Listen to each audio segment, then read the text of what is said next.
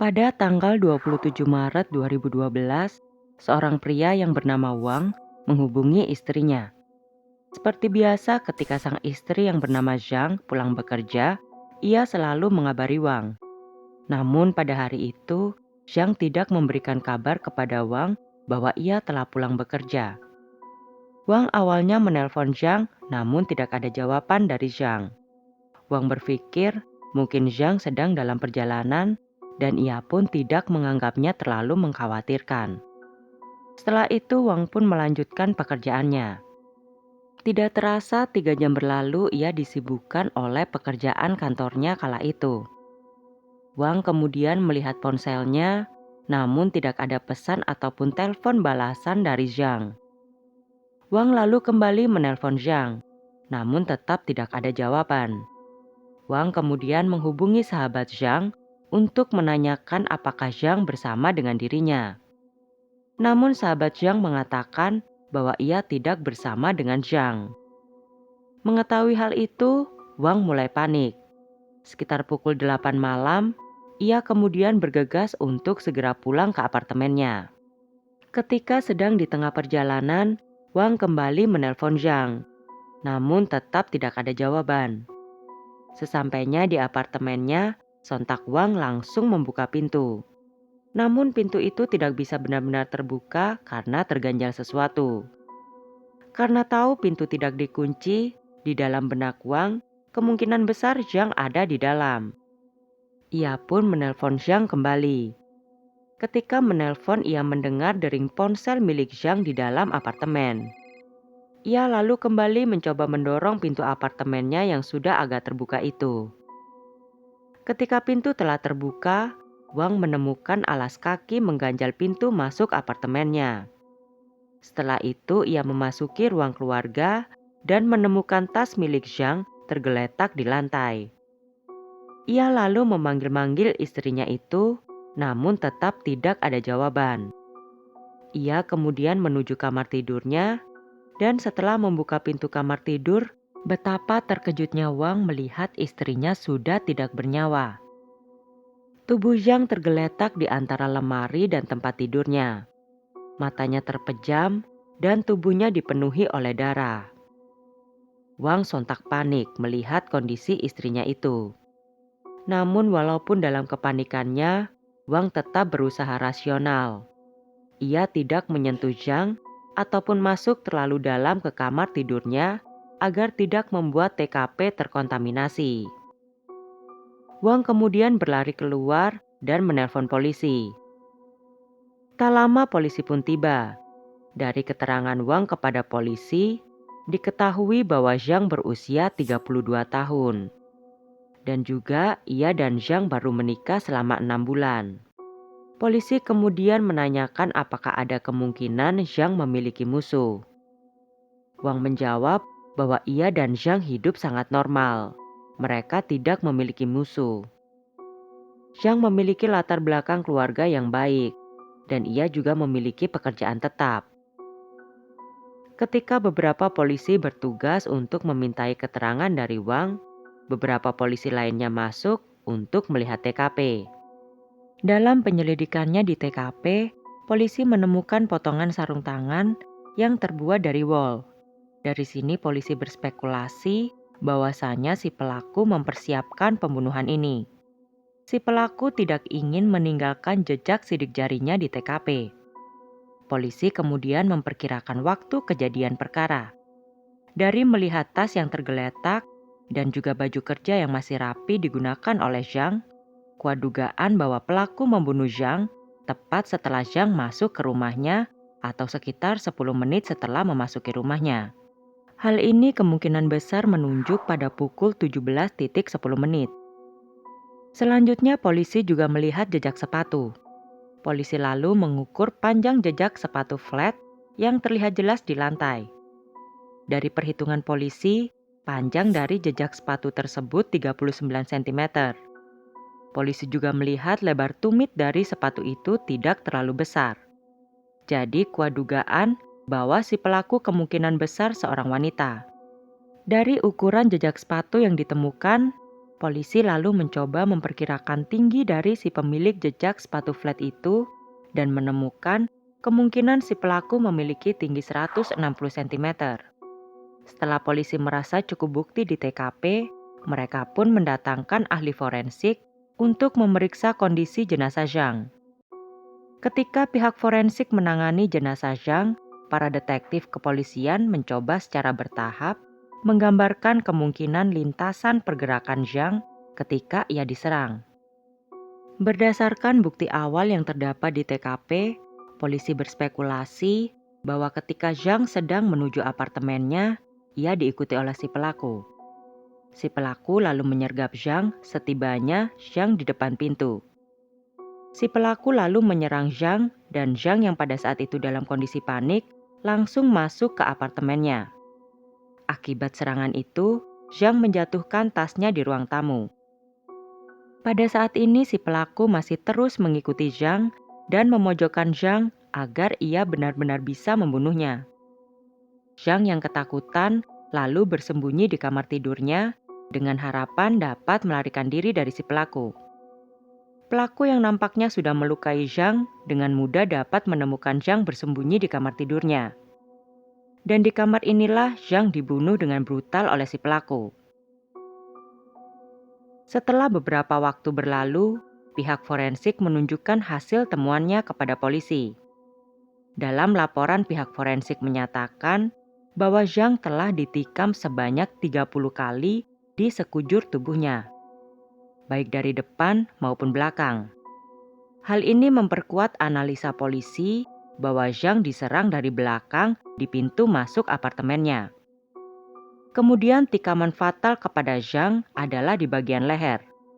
Diketahui si pelaku menggorok leher Zhang yang menyebabkan ia meninggal dunia. Polisi kembali mengerucutkan penyelidikannya kepada potongan sarung tangan yang ditemukan di TKP. Dari sini polisi berspekulasi bahwa si pelaku sangat mempersiapkan pembunuhan Zhang. Namun seperti apapun si pelaku mempersiapkan segalanya, ia tetap meninggalkan jejak, yakni jejak sepatu flatnya yang ditemukan di TKP.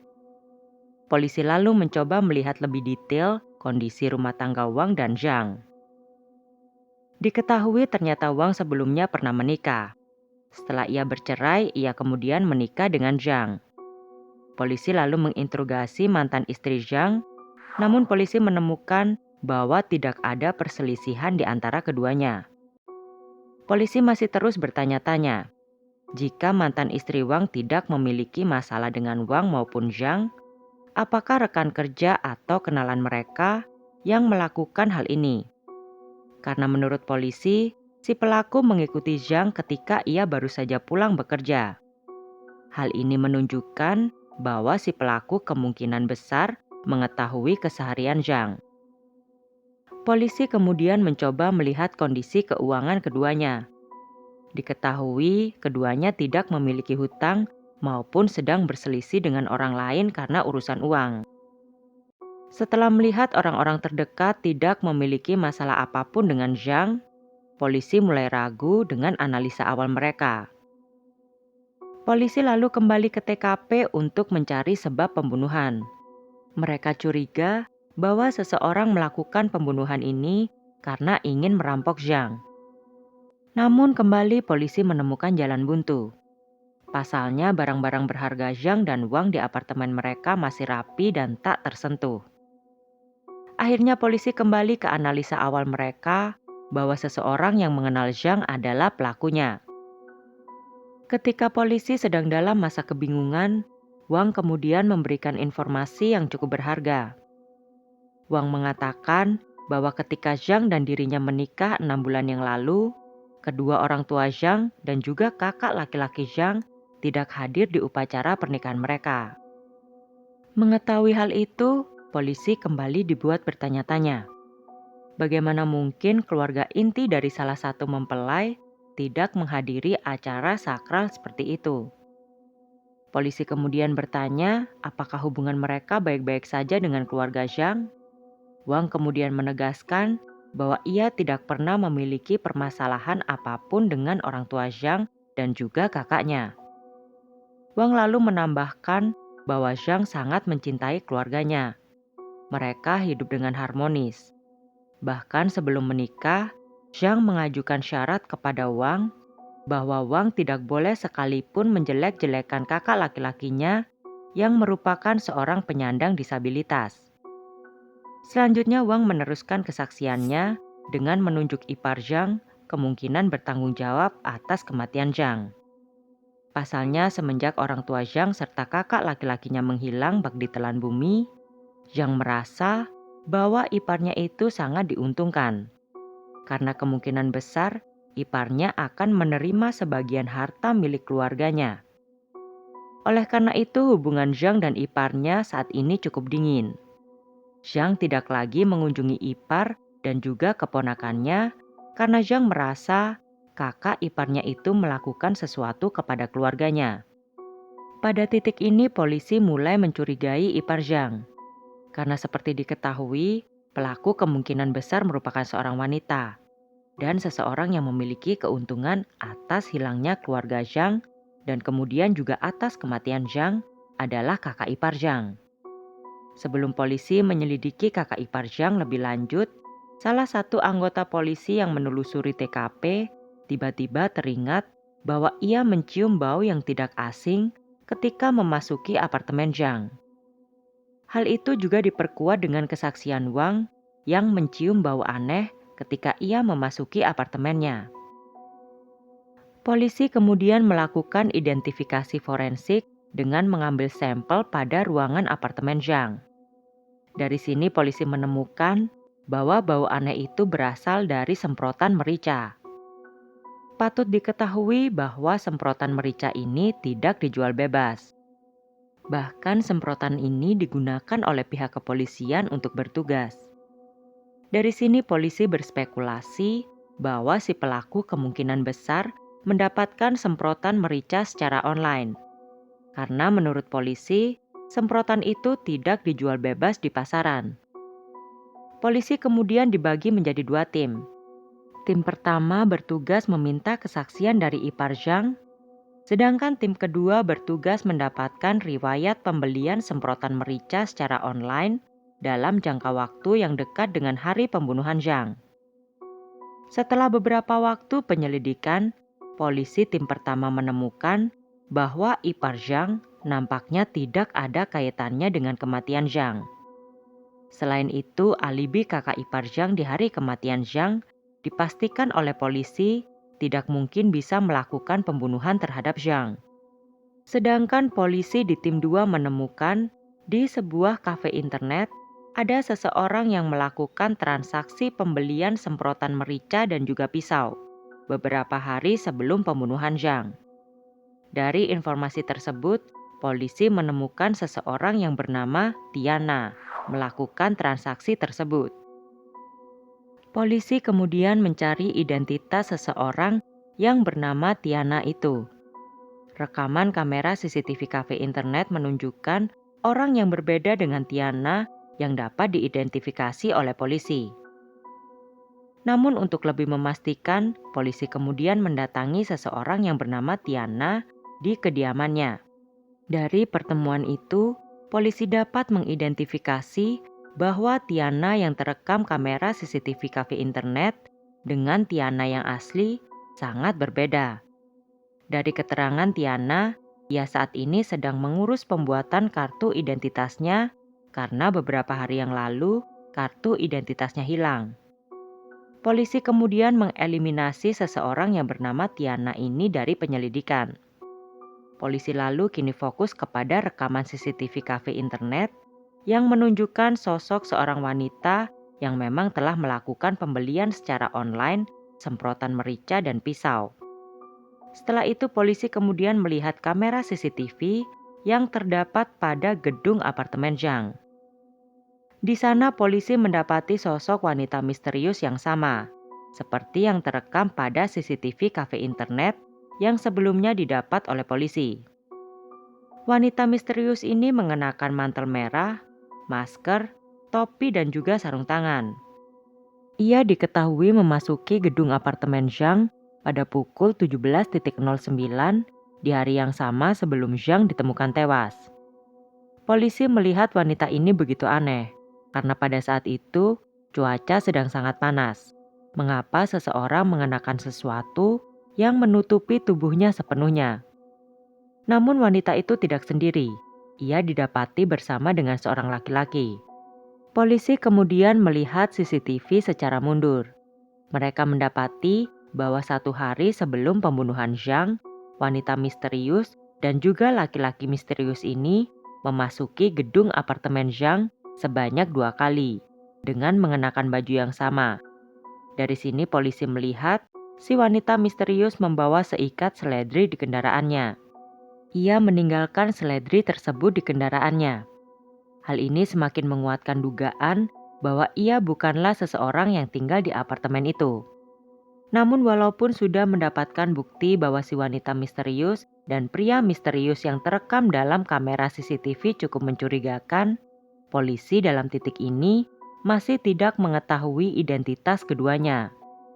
Polisi kemudian mulai mengikuti kendaraan yang digunakan oleh si para terduga pelaku pada hari sebelum kejadian pembunuhan Zhang dengan bantuan CCTV yang terdapat di gedung apartemen dan juga di toko-toko maupun jalanan yang dapat diakses oleh polisi.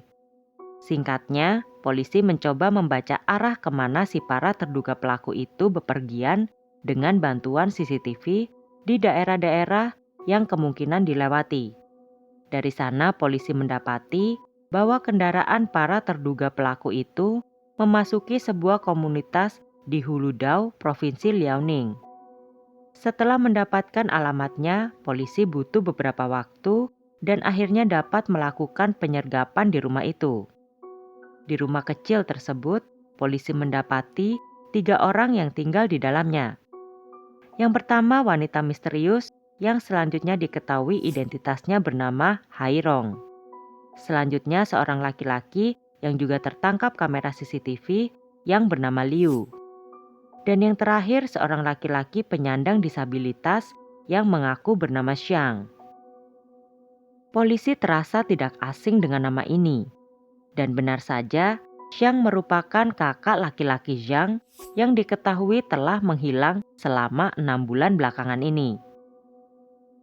Ketika ditangkap, para tersangka diinterogasi secara terpisah oleh polisi. Si wanita yang bernama Hairong mengakui bahwa ia yang membunuh Zhang. Polisi kemudian bertanya mengapa ia membunuh Zhang. Hairong kemudian menjawab ia melakukan semua itu karena cinta. Hairong berusia 36 tahun. Ia berasal dari Ningbo, Provinsi Zhejiang. Ia berkenalan dengan Xiang, kakak laki-laki Zhang, pada tahun 2009 secara online. Selama hampir 2 tahun mereka menjalani hubungan percintaan tanpa pernah bertatap muka secara langsung. Hal ini karena Hairong sendiri telah memiliki suami dan juga seorang anak. Namun seiring berjalannya waktu, perasaan Hairong dan Xiang semakin kuat. Akhirnya atas permintaan Xiang, Hairong meninggalkan keluarganya begitu saja. Xiang memberikan syarat kepada Hairong, jika ia ingin bersama dengan dirinya, syaratnya adalah Hairong harus segera bercerai dan memutus semua kontak dengan keluarganya, tak terkecuali anak sematawayangnya. Hairong yang sangat mencintai Xiang tentu saja melakukan apa yang diminta oleh Xiang. Bagi Hairong, Xiang adalah laki-laki impiannya. Xiang merupakan laki-laki yang pintar, ia berasal dari keluarga yang kaya raya, dan juga Xiang memiliki pengetahuan pengobatan tradisional. Akhirnya sekitar tahun 2011, Hairong dapat bersama dengan laki-laki pujaannya. Namun ketika mereka tinggal berdua, Hairong melihat Xiang seperti memiliki beban yang sangat berat di pundaknya. Hairong pun mencoba bertanya kepada Xiang tentang apa yang membebani pikirannya itu. Dengan lugas, Xiang menjawab bahwa ia tidak bahagia karena adik perempuannya masih hidup. Ia sangat membenci adik perempuannya itu karena ia mengambil alih harta keluarganya setelah kedua orang tuanya meninggal. Harta yang Xiang inginkan untuk dimiliki oleh anaknya yang kini diasuh oleh mantan istrinya. Xiang kemudian meminta Hairong untuk membunuh adik perempuannya Zhang. Setelah itu, ia berjanji kepada Hairong bahwa ia akan menikahinya dan mereka akan hidup bahagia selamanya setelah semua itu terlaksana. Hairong yang sangat mencintai Xiang tentu saja menuruti permintaan Xiang itu. Xiang kemudian mengutus sahabatnya dari kecil yang bernama Liu untuk membantu Hairong membunuh Zhang dengan menjadi supir Hairong dalam membuntuti Zhang. Selain itu, Liu juga membantu Hairong untuk memesan semprotan merica dan juga pisau secara online. Polisi tidak menyangka bahwa kakak laki-laki yang sangat disayangi Zhang ternyata adalah otak di balik kematiannya. Polisi kemudian menyelidiki lebih lanjut hubungan antara keluarga Zhang. Orang tua Zhang dan Xiang merupakan orang yang kaya raya. Mereka memiliki klinik, dan klinik itu nampaknya cukup sukses. Keluarga yang beranggotakan 4 orang itu hidup dalam kondisi ekonomi yang cukup nyaman. Mereka memiliki beberapa properti atas nama mereka. Namun walaupun demikian, Xiang masih tidak bahagia. Hal ini karena disabilitas yang ia miliki. Kaki Xiang tidak sempurna. Oleh karena itu, sejak kecil, ia selalu dibully oleh teman-teman sekolahnya. Ketika lulus SMP, Xiang ingin melanjutkan pendidikannya ke SMA. Namun ayah Xiang tidak memperbolehkannya. Ayah Xiang merasa selama ini Xiang telah mengalami cukup banyak hinaan di sekolahnya karena fisiknya. Oleh karena itu, ia meminta Xiang untuk tidak melanjutkan pendidikannya dan membantunya mengembangkan klinik keluarganya itu. Xiang yang merupakan siswa berprestasi tentu saja sangat berat dengan keputusan ayahnya itu. Ia ingin meneruskan pendidikannya ke jenjang SMA agar ia kelak bisa masuk universitas. Namun ayah Xiang mengatakan ia akan kesulitan hidup di asrama universitas karena kondisi kakinya. Ayah Xiang khawatir karena ketika di asrama, ia tidak akan mampu mengurus putra pertamanya itu. Dari kondisi inilah, Xiang mulai memunculkan benih-benih kebencian kepada kedua orang tuanya. Terlebih lagi, Xiang selalu melihat ayahnya dapat menyembuhkan orang lain. Namun mengapa selama ini ayahnya tidak dapat menyembuhkan dirinya? Xiang merasa ayahnya tidak mau menyembuhkan kakinya agar ia dapat menjadi asisten sang ayah selamanya. Seiring berjalannya waktu, kebencian Xiang kepada kedua orang tuanya semakin menjadi-jadi. Ia merasa semua aspek dalam kehidupannya diatur sepenuhnya oleh orang tuanya, tak terkecuali pernikahannya. Ia merasa tidak ada yang salah dengan istrinya kala itu. Namun karena istrinya itu bukan pilihannya sendiri, ia merasa tidak bahagia. Karena hal itulah ia bercerai dengan istrinya setelah mereka memiliki seorang anak. Setelah sepanjang hidupnya ia habiskan untuk membenci ayah dan ibunya, pada suatu hari Xiang nampaknya mulai berani. Entah bagaimana caranya, Xiang membunuh kedua orang tuanya. Xiang berharap setelah orang tuanya meninggal, harta milik kedua orang tuanya akan jatuh ke tangan Zhang. Karena ia tidak pernah memiliki masalah dengan adik perempuannya itu, Xiang merasa Zhang akan mengurus anaknya dengan baik dan setelah itu ia bisa menikah dengan Hairong. Xiang berencana untuk mengubah identitasnya dan memulai lembaran baru di suatu tempat hanya berdua dengan Hairong tanpa seorang pun yang tahu, bahkan Zhang. Oleh karena itulah, ia membuat cerita seolah ia dan kedua orang tuanya menghilang tanpa jejak hingga ketika pernikahan Zhang dilaksanakan pun ia tidak mendampingi adik perempuannya itu. Namun pada suatu hari, Xiang yang berkunjung ke rumah mantan istrinya melihat kondisi mantan istri dan juga anaknya itu dalam kondisi yang memprihatinkan. Awalnya Xiang berpikir mungkin Zhang masih belum memiliki waktu untuk membagikan harta kedua orang tuanya. Namun setelah ia menunggu, Zhang tidak kunjung membagikan harta kedua orang tuanya kepada mantan istri dan anaknya. Mengetahui hal itu, Xiang mulai merasakan kebencian kepada adik perempuannya itu. Xiang menduga bahwa Zhang mulai serakah dan ingin mengambil semua bagian harta kekayaan kedua orang tuanya. Sedangkan di satu sisi, Zhang berpikir bahwa mantan iparnya itu telah menyakiti kedua orang tuanya dan juga Xiang. Oleh karena itu, Zhang tidak mau membagikan harta keluarganya kepada iparnya itu. Karena ia tidak tahu kondisi kedua orang tuanya dan juga Xiang. Hingga kematiannya, Zhang tidak mengetahui bahwa orang tuanya telah meninggal dan orang yang membunuh kedua orang tuanya sendiri tidak lain adalah kakak laki-lakinya yang selama ini amat ia kasihi. Dipenuhi dengan kebencian, dalam pikiran Xiang, jika Zhang mati, maka praktis harta kekayaan kedua orang tuanya akan jatuh kepada anak sematawayangnya. Dan setelah itu, barulah ia dapat hidup dengan tenang. Polisi yang sudah mendapatkan pengakuan dengan cerita yang rumit ini tidak bisa berkata banyak. Namun akhirnya tugas mereka dapat terselesaikan, yakni menemukan keadilan bagi Zhang.